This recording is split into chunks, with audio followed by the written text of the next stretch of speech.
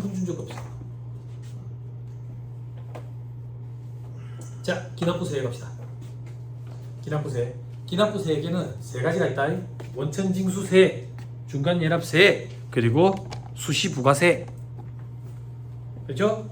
원천징수세액은 원천징수 개념 내가 한번 설명해 준 적이 있어요? 없어요? 있어요? 없어요? 없는 걸로. 에? 없네. 지난주에 학교에서 얘기해 줬네, 애들한테. 애들한테 얘기해 줘. 4학년들한테. 이 원천징수, 원천세 신고가 참 까다롭거든. 근데 우리 시험에는 크게 비중을 안 다뤄. 그러니까 이 파트를 안 봐도 학교 가는 지장이 없어. 지장이 없어. 근데 문제가 뭐냐면 여러분들이 만약에 이 시험에 합격을 하든 합격을 못해가 일반 기업체를 가든 간에 형님 직장생활 했다면서요. 말단 신입사원한테 원천세 신고를 시켜. 근데 원천세가 까다로워. 그래서 사고가 많이 나.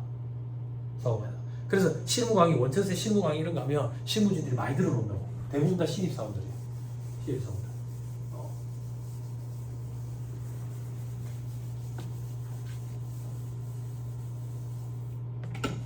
자, 원천징수 규정은 어떤 거냐면 요 얘기야. 잘 봐봐. 소득을 지급하는 데가 있어. 누군데? 회사라고 생각하면 돼. 소득을 받는 자가 있어. 누군데? 직원인 여러분들이라고 생각하면 돼. 그럼 회사에서 여러분들한테 소득을 지급한다고. 소득. 어떤 소득? 근로소득이겠지. 근데 책에 있는 숫자 그대로 해줄게. 책에 있는 건 이자소득을 지급한다고 지금 가정을 해. 이자소득. 그래서 이자소득을 지급한다. 얼마? 100원을 지급해. 그럼 이 이자소득 100원에 대한 세금은 얼마인데? 책에는 14원으로 돼 있죠. 그죠? 원래 25원짜리인데 14원으로 가져갈게. 왜 14원으로 가져갑니까? 그러면 어떻게 달라져야 되는데요? 여기가 은행이어야 돼. 은행이 아니면 25%거든. 아무튼 14원이라고 가져갈게. 그럼 세금이 14원이라고요. 이 14원의 세금을 떼고 지급하는 거야. 그럼 얼마만 받아 얘는? 86원을 받는다고. 그리고 세금 떼는 14원 있지? 요거를 다음 달 10일까지 신고 납부해. 이게 원천세 신고고, 이렇게 세금을 미리 떼놓는 걸 원천징수라고 표현해.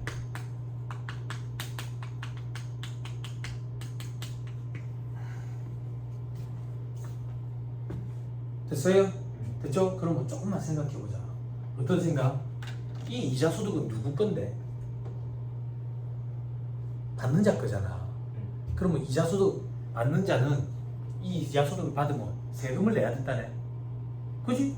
이자소득 받는 자 거면 세금을 누가 내야 돼? 받는 자가 내야지 왜 얘들이 대신 내냐 이거야.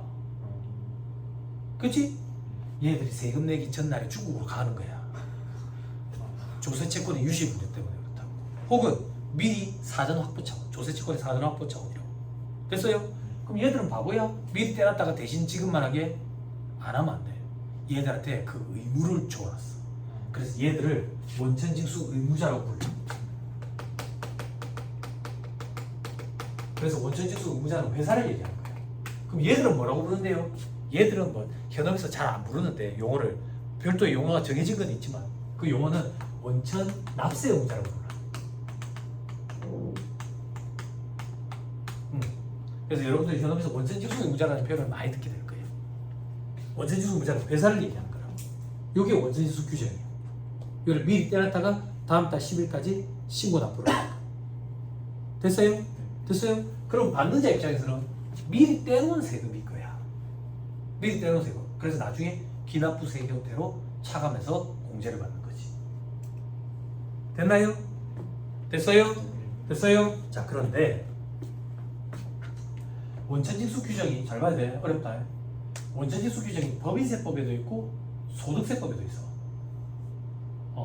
근데 원천징수를 해야 되는 소득의 범위가 법인세법과 소득세법의 차이가 있어. 즉 예를 들면 소득세법을 적용한다면 지금 원천징수를 해야 돼. 근데 법인세법을 적용한다면 원천징수를 하면 안 된대. 그 구분을 해야 돼. 그럼 그 구분의 시작은 뭔데? 법인세법을 적용할 건지 소득세법을 적용할 건지 여기서 시작돼야 돼. 왜 이래? 많이 낮췄는데 들었다. 엄청 거슬리지? 그지? 노래는 한 곡 해야 돼.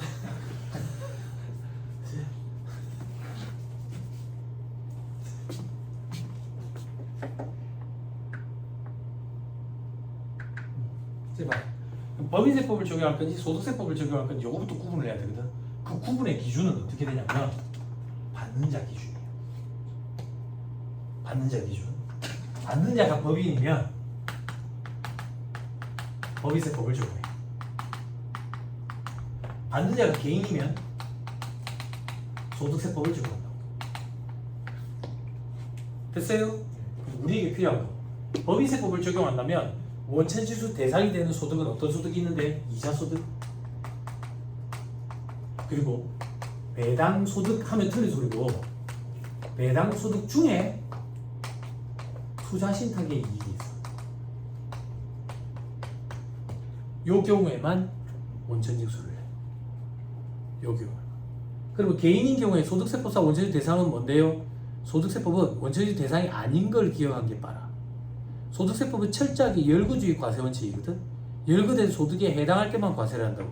그 열거된 소득이 이자, 배당, 사업, 별로 안 써도 돼. 연금, 기타, 퇴직, 양도소득이 있어. 이 소득 중에 다 원천징수 대상인데 원천징수 대상이 아닌 소득이 사업소득과 양도소득. 이 둘은 원천징수 대상이 아니야.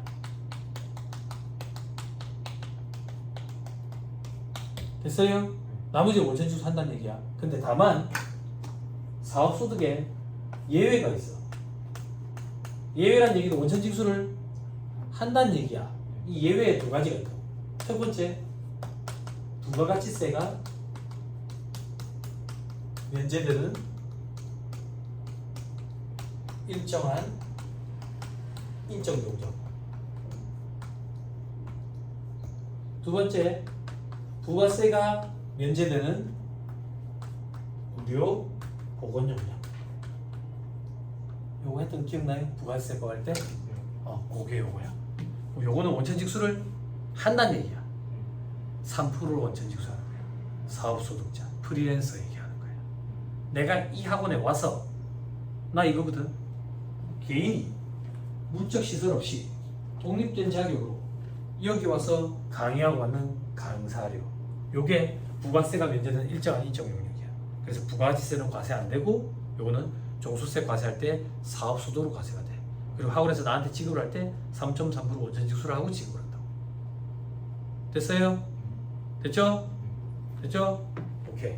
다시 돌아와서 우리 지금 법인세법 하고 있다. 소득세법 할 때 또 얘기해 줄게. 그 정도로 못 됐지는 않았어.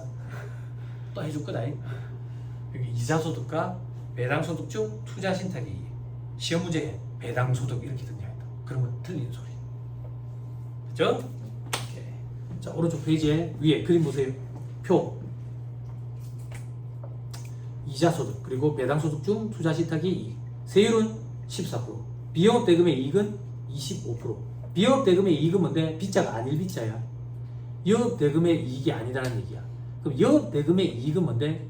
대금을 하고 이익 받는 걸 영업을 한다는 얘기야. 돈 빌려주고 이자 받는 걸 영업을 한대. 은행이라고. 그럼 비영업대금의 이익은 뭔데? 은행이 아닌데 돈 빌려주고 이자 받은 건 다 비영업대금의 이익이야. 됐어요? 그건 25%로 원천징수해. 근데 관한에 보니까 온라인 투자 연계 금융업자를 통해서 지급받는 이자, P2P 이자라 그래. 이런 거는 또 14%를 적용해. 소득세법에서 할 건데 잠깐만 소개해주면 사채업자들을 양지로 좀 드러내고 싶은 거야. 그럼 스틱 앤 캐럿이라고 스틱만 가할 수는 없지. 캐럿을 줘야 돼. 25%가 아니라 14%를 할 테니까 좀 드러내라 그 얘기야. 그래서 많이 드러나고 있지. 어떤 사람들이 예전에 사채업자였는데 드러나? 허튼해. 묻지도 따지지 않고 여자한테만 돈을 빌려줄게요. 그지? 나는 젠더 차별 아니요? 그걸 예전에 내가 신문 강의하는데 누가 젠더 차별의 여지가 있다고? 110%야, 220%. 무슨 젠더 같은 소리. 무식해가지고. 아니 내가 예전에 강의할 때 그랬거든. 저기 이제 후배들이 자꾸 물어봐. 결혼. 특히나 여자애들이 오빠 다들 결혼하지 말았는데 오빠는 왜 결혼하라는데? 결혼해. 나는 결혼은 2차 논제야. 근데 여자가 조금 손해보는 장사긴 해. 남자들이 조금 더 유리하게 같긴 해. 농을 섞어서 그래 얘기했는데 그게 젠더 갈등의 소지가 있으니까 그런 얘기를 삼가해달래. 강사평가서에 썼더라고. 나 누가 썼는지 알아. 그 여기서 내한테 강의 들은 제자라고. 제자. 그 내가 쓰레기 젠더 같은 소리 하고 있는데 니는 앞에 100볼트야 220볼트야. 내가 그 소리다. 무슨 젠더 갈등이야. 안 그래? 그지? 돈을 못 벌어가지고 악에 맞힌 거지. 그런 애들 계속 굶어주는 거야. 진짜 어이없더라. 그 이후로 안 하더라.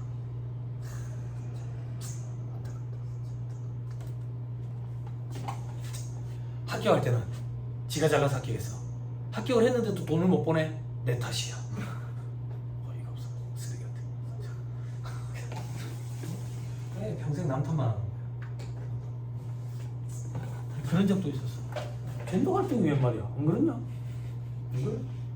그렇게 갈등을 조장하는 거 아니냐? 묻지도 따지지도 않고 개가 튀어나가 개가 막 이런다고 여자한테만 300만 원을 빌려드릴게요 막 이런다고 이나라고 이렇게 봤어? 그런 게 남녀 차별 아니야? 조교 선생님만 돈 빌려준대. 나는 빌려주고. 네? 그런 것들이 이제 양지로 나오는 거예요. 양지로 나오는 거예요. 됐죠? 자, 그 정도 보시죠. 나머지 볼 필요 없고 저 밑에 2번에 중간 연합세. 자, 개요일이 됐죠? 그죠? 사업연도 기간이 6개월을 초과하는 범위는 중간 연합 기간에 대한 법인세를 납부해야 하는 의무가 있어. 요때 내는 걸 중간 연합세액이라고 해. 여러분도 현업에서 일을 해보면 알겠지만 대부분 사업연도는 1년이거든. 그럼 다 6개월 초과하잖아요. 그지? 그러니까 6개월이 되는 날까지 계산되는 중간 연합 기간에 대한 법인세를 납부한다. 그럼 중간 연합 기간은 그냥 12월 말범위라고 가정하면 1월부터 6월까지가 중간 연합 기간이야. 됐죠? 그거를 가지고 세금을 미리 좀 내놓는다. 그렇게 생각하면 돼. 그럼 미리 내는 세금은 어떻게 계산할 건데? 다음 페이지 보니까 중간 연합 기간이 지난 날부터 2개월 내 8월 말까지야. 밑에 괄호해가지고 납부할 세액이 1,000만 원 초과하면 나눠서 낼 수도 있어. 여러분 죄송합니다. 하나 빠뜨렸다. 4-306페이지 와봐. 하나 빠뜨렸어. 표 밑에 별표시 2번. 원천 징수할 때 1,000원 이상인 경우에만 원천 징수를 해. 됐죠? 됐죠? 그리고 다음 달 10일까지 납부하고 다만 직전년도 1월부터 12월까지의 매월 말 상시 고용 인원의 평균 인원수가 20인 이하의 원천징수 의무자로서 관할 세무서장의 승인을 받은 자는 반기의 마지막 달에 다음 달 10일까지 납부할 수 있다. 옆에서 반기 납부 특례 이렇게 합니다. 반기 납부 특례. 신청을 해서 승인을 받아야 돼. 그런 경우에만 가능해. 자, 이건 어떤 거냐면 봐봐. 우리가 원천세 신고를 매달 하잖아. 그지? 왜 하는데? 직원한테 월급을 준대. 그게 뭔데? 근로소득이지. 근로소득 받는 사람이 누군데? 개인이네. 근로소득 원천징수해야 된다고. 그지? 근데 직원이 3명밖에 없어. 많다고 매달 하냐 이거야, 귀찮게. 그럴 때는 반년치를 묶어서 다음 달에 해도 돼. 그게 반기납부 특례야. 직원이 20명도 안 되는 경우에 신청해서 승인받으면 돼. 됐죠? 여기 말문제 보기 구성해. 됐죠? 그 정도 보고 다시 돌아오세요. 요거 빠뜨렸다. 다시 돌아와가지고 중간 예나 납부할 세 2,000만 원 초과할 때는 분납도 가능하다. 분납은 어떤 건데 나중에 절차 규정에서 공부한다. 자, 밑에 대상 제외 다음 법인은 중간 연합 안 한다. 동그라미 1번 학교들. 학교 법인들은 중간 연합 의무가 없다. 동그라미 3번 신설 법인 최초 사업연도. 동그라미 2번 직전 사업연도 중소기업인데 방법 1의 기준으로 상출세액을 계산한 금액이 50만 원 미만이래. 자, 이건 무슨 말인데? 중간 연합세액은 이렇게 계산해. 6월 말까지를 8월 말 신고한다. 12월 말범인 경우에 중간 연합세액 신고하지. 그지? 그때 원칙은 작년 1년치 세액 있지. 그지? 요거에 반절을 딱 끊어. 반절을 딱 끊어가지고 요때 신고 납부를 한다고. 미리 반절 내놓는 거지. 됐어요? 요런 방법을 선택해도 되고 6개월치를 가지고 결산 작업을 하는 거야. 1년치 결산하듯이. 그 입금, 송금 뽑아내가지고. 그지? 근데 아직 확정은 안 됐잖아. 거짓으로 결산한다 해서 가결산이라고 표현해. 그 결산을 이해하는 방법도 있어. 책에는 이걸 방법 2라고 해놨고 요걸 방법 1이라고 해놨어. 됐어요? 근데 봐봐. 신설 사업이라 신설 법인이라 가지고 직전이 없대. 그럼 어떻게 이걸로 하겠어? 못하지. 그지? 혹은 직전 사업인데 세액에 2분의 1을 곱했는데 50만 원보다 작아. 그러면 절차가 다른데 돈이 더 많이 든다.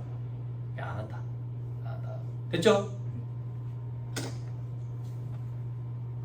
부가가치세법에 개인 사업자들은 예정 신고 의무가 없고 예정 고지 납부를 하지.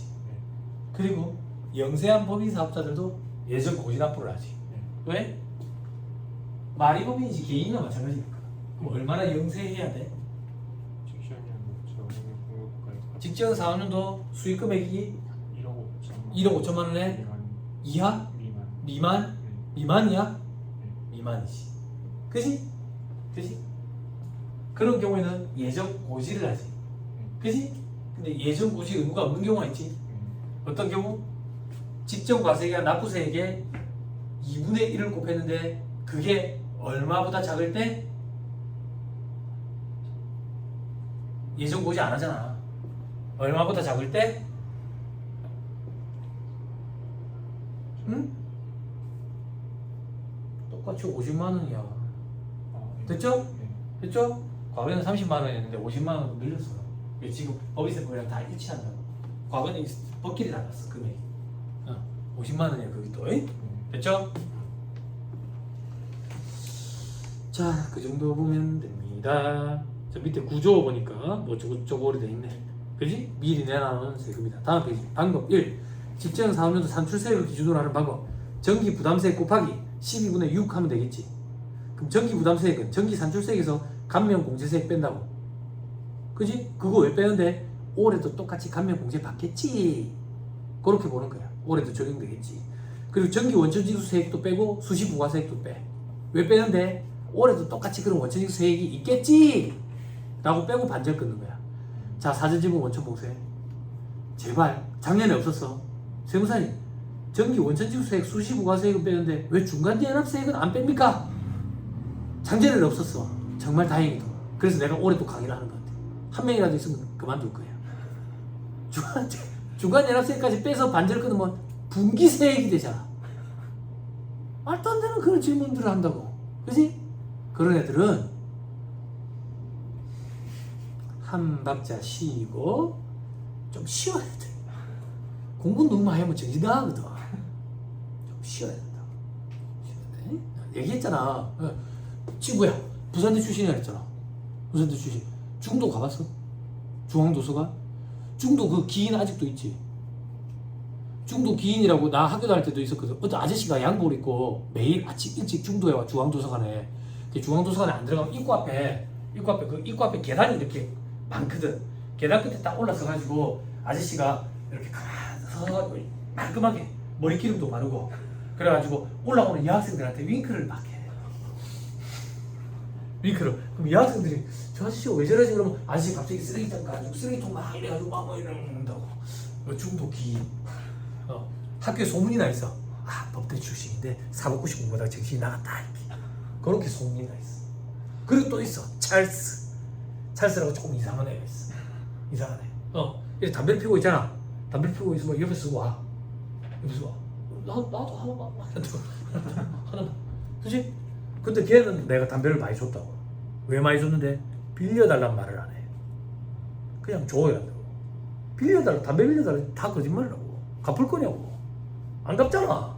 우리나라는 희한하게 담배 25%에. 왜? 아니, 담배 없을 때 그 얼마나 깝깝한지 알거든. 마음을. 걔가 이제 중앙도서관에 유명하다고. 중앙도서관이 왜 유명한데? 걔가 이제 중앙도서관에 들어와. 1층 열람실 이런 데 들어와. 2층 열람실 이런 데 문을 탁 열어. 문을 탁 열고 그 문 입구에서 막 이렇게 훑어. 성큼 다가가서 조교수님 먹고 있는 음료수를 막 쭉 마시는데. 쭉 마시면서 조교수님 아무 못해. 왜? 오늘 간택 당한 사람이 있어. 오늘 선택 당한 사람. 그리고 이제 나가. 근데 안타깝게도 걔랑 나랑 같은 동네에 사는 거야. 학교 다닐 때 친구들이 맨날 나를 놀렸어. 아, 병원은 찰스랑 같은 동네에서. 반송 가서 찰스랑 친구 아니냐고. 친구들이 많이 놀렸듯이. 그치? 근데 그 카드라는 소문을 들어보면 걔도 공부하다가 정신이 나갔대. 좀 쉬어줘야 돼. 어디서 공부해서? 구도에서 공부해서? 연도에서 공부해서? 연도는 너무 위에 있고 구도에 갔었어? 구도가 중도인가요? 아 중도 말고 오래된 그 구도 그 저기 저 인문대 앞에 있는 거. 그 이름 바뀌었는데 보통 거는 중도. 이름이 바뀌었어. 그 왜 구도라고 부르면 시설이 엄청 그 리모델링 다 했어요. 리모델을 다 했어. 공부할 때 좀 쉬어줘야 된다.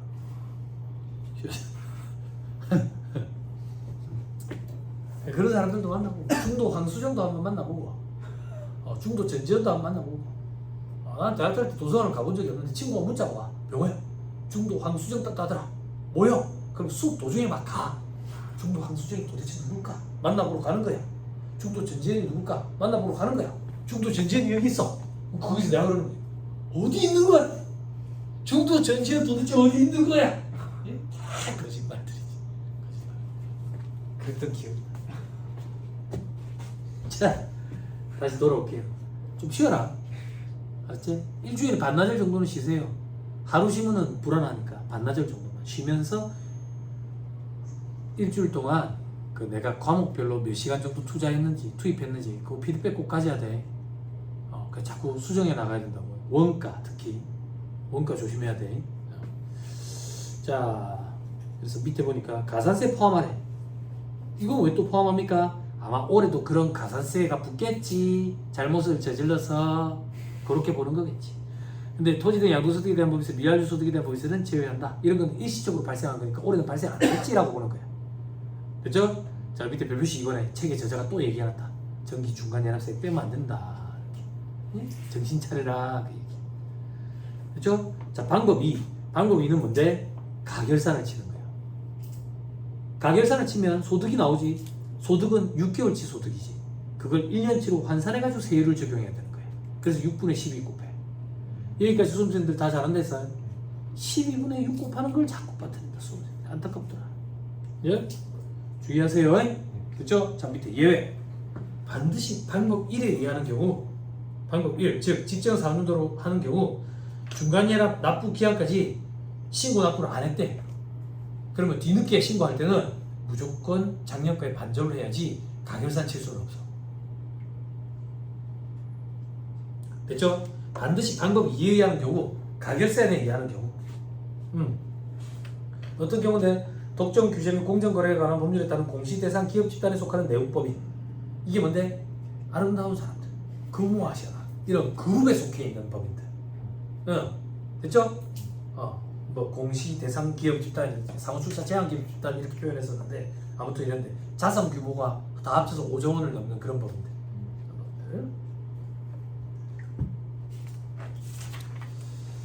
됐죠?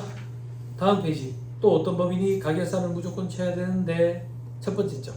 정기 확정된 법인세 산출세액이 없대. 제발 정기에 산출세액이 없더래. 왜 없었겠어? 손실이 났으니까.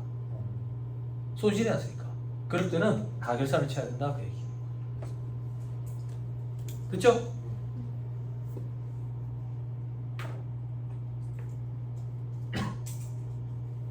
현업에 보면 담당자들이 되게 짜증낸다. 언제 짜증내는데 자기들끼리 모여 그래. 언니 이번에 가결산 몇 개인데? 8월에 가결산 몇 개인데?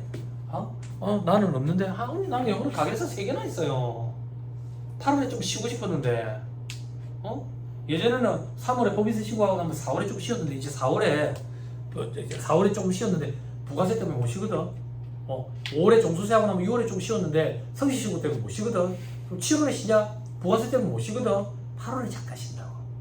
근데 가결산이 3개나 있대.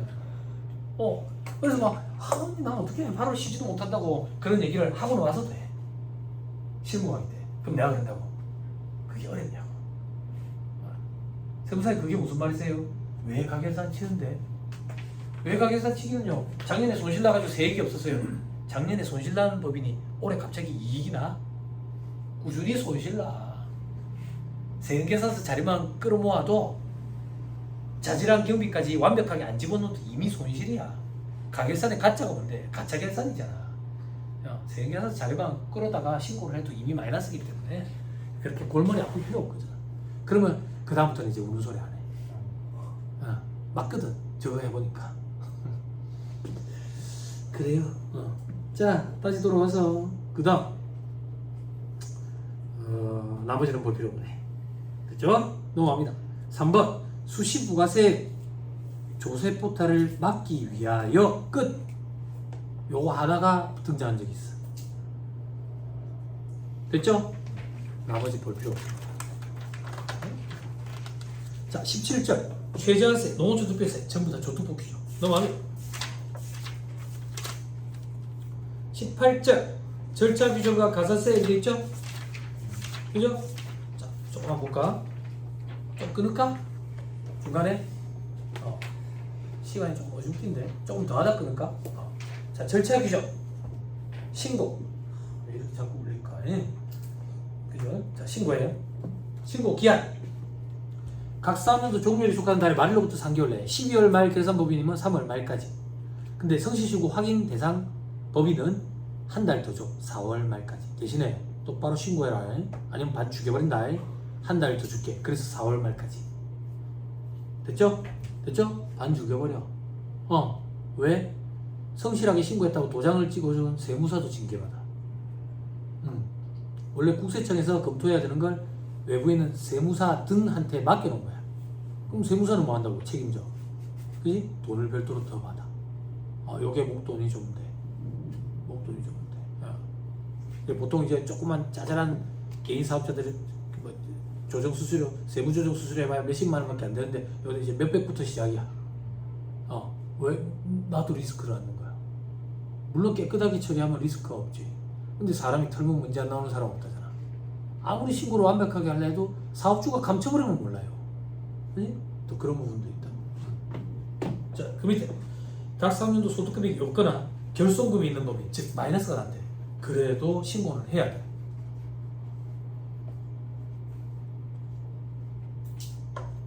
됐죠? 됐죠? 그럼 사람들이 그런 거 물어본다고. 응? 가산세가 있나요? 응? 있지요? 아니 세무사님 신고를 안 했어. 마이너스가 났는데 그럼 가산세가 있어요? 있지요? 가산세가 어떻게 있습니까 세무사님? 가산세는 납부세액이 몇 프로 곱하잖아요. 납부세액이 몇 프로. 근데 납부세액이 없잖아요. 그럼 거기다 세율 곱하면 0이잖아요. 그럼 가산세가 없잖아요. 수익금액 기준으로 가산세 계산하는 기준이 또 한 개가 더 있어. 소득세법, 법인세법 둘 중에 큰 걸로 해. 부가가치세법만 납부세액에 곱하는 기준이 있고 소득세법, 법인세법은 납부세액에 곱하는 게 원칙인데 수익금액의 만분의 14, 만분의 7을 곱하는 그런 규정도 있어. 그래서 둘 중에 그걸로 한다고. 그래서 손실이 나가지고 결손이 있더라도 매출이 있으면 무신고에 따른 가산세가 존재해. 이런 걸 놓치면 안 되는 거야. 근데 이제 갓학교 가는 수험생들은 합격할 때까지 공부한 게 다라고 생각을 해. 근데 한번 스스로 되짚어 봐야 된다고. 다 공부한 건 아니라고. 대충, 개론, 대개개자 그것만 공부했는데 합격을 준 거야. 그지? 합격을 왜 줬겠어? 그 정도 공부한 것도 대견하네. 이제 앞으로 네가 스스로 좀 해라. 그래서 합격증을 준 거거든. 근데 스스로 안 하고 이제 일을 하면 이제 사고가 터지는 거. 사고가 터지는 거. 그러면 네가 내니 내가 내니 막 난리라고. 소송을 가고 그런다고. 가산세.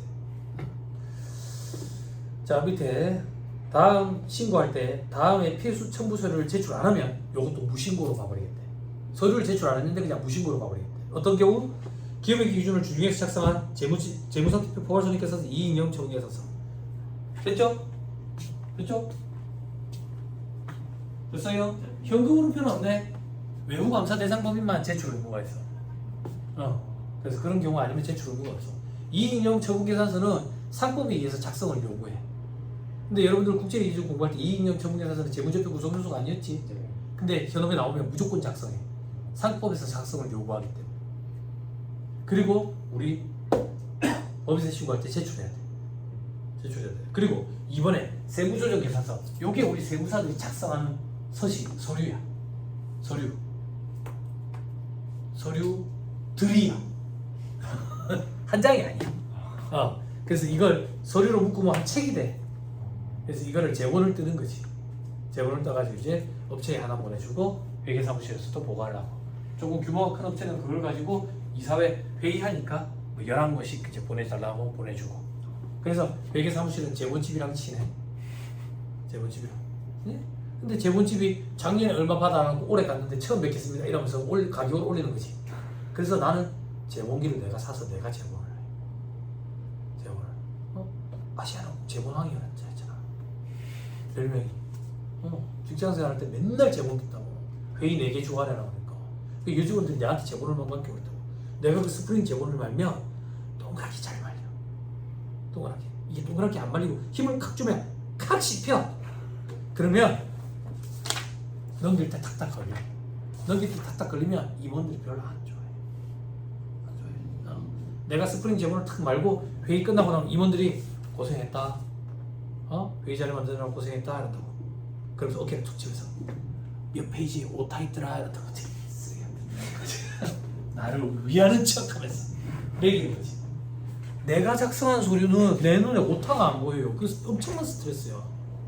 어느 정도로 스트레스 받았냐면 그때 입사 동기 여자 동기한테 수현 씨 오타 1개씩 찾아주면 내가 1,000원씩 줄게 했다고. 그 정도로 오타에 스트레스 받았어. 근데 이게 직장생활하면서 이게 몸에 배인 게 무섭다고. 학교하고 나서 월급쟁이로 세무사로 일할 때 오타만 눈에 잘 보여. 직원들이 결제 올리면 직원들이 소름 돋아하는 거예요. 그때부터 벌벌 떠는 거야. 왜 벌벌 떠는데? 확인을 하시는구나 결제하실 때. 오타 하나 딱 발견하면 소름 돋아야 돼. 소름 돋아. 근데 이상하게 그게 잘 보여. 와이프 지금 교재 작업하는 거 책 써주는 것도 내가 나는 오타가 보여. 이만하게 보여. 그 야구 선수들 저기 컨디션 좋을 때 공이 이만하게 보인다며. 나 오타 이만하게 보여. 희한하더라. 근데 이제 뭐 나도 이제 35 넘었으니까 훨씬 지났으니까 노안이 오겠지. 그지? 그래서 이렇게 글자 볼 때 잘 안 보이거든. 오타는 이만하게 보여. 자, 농담이.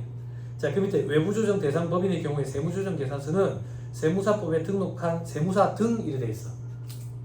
그 세무사 등에 세무법인, 회계사, 회계법인도 다 포함되도록 돼 있어.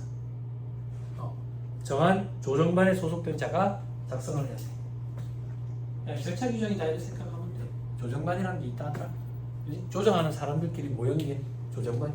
저는 여기 학원에 이제 합격해가지고 이제 세무사로 활동하고 있는 여자 세무사분이랑 같이 조정반을 하고 있어요. 그런 것도 모르고 독립한 거야 하니까 무식했지. 법인에 있다가 독립했는데 조정반 이런 것도 잘 모르고 그럼 급하게 해야 된대. 그래서 전화해가지고 나 좀 거기 좀 넣어주면 안 되냐? 같이 하자. 그래야지. 근데 그거 핑계로 이제 그래도 1년에 한 번씩 얼굴은 보내. 이번에 시집 갔어. 요즘 시집 가서 결혼식장 갔는데 가만히 기억을 더듬어 보니까 결혼식장 누구 결혼식장 한 5년 만에 간 것 같더라고. 강의 때문에 못 갔었는데. 자, 밑에 납부 기한은 신고 기한과 신고와 동시에 납부해야 된다. 됐죠? 자, 밑에 분납, 납부할 세, 가산세, 감면 추가 납부세액은 제외하고 1,000만 원을 초과할 때는 분납이 가능해. 분납은 언제까지 할 수 있어? 납부 기한이 지난 날로부터 한 달, 중소기업은 2달. 만약에 12월 말 법인이면 4월 말, 5월 말. 됐죠? 그때 분납 가능 금액은 납부할 세액이 2천만 원 이하인 경우에는 1,000만 원 초과 금액. 납부할 세액이 2천만 원을 초과하는 경우에는 반 이하의 금액. 자, 이게 무슨 말인데? 칠판. 요거 하고 잠깐 쉽시다. 요번에 내가 납부할 세액이 얼마냐면 1,300만 원이야. 1,000만 원이 넘지? 그럼 3월 말까지 일단 1,000만 원 내고 그리고 4월 말 혹은 5월 말까지 300만 원 내는 거야. 그렇지? 근데 요번에 납부할 세액이 2,400만 원이래.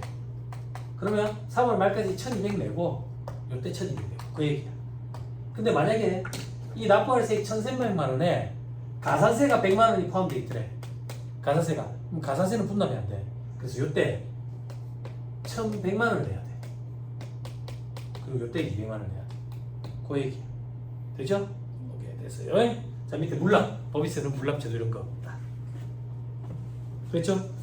다 했고요. 성실신고 확인제도 잠깐 끊었다가 얘기합시다.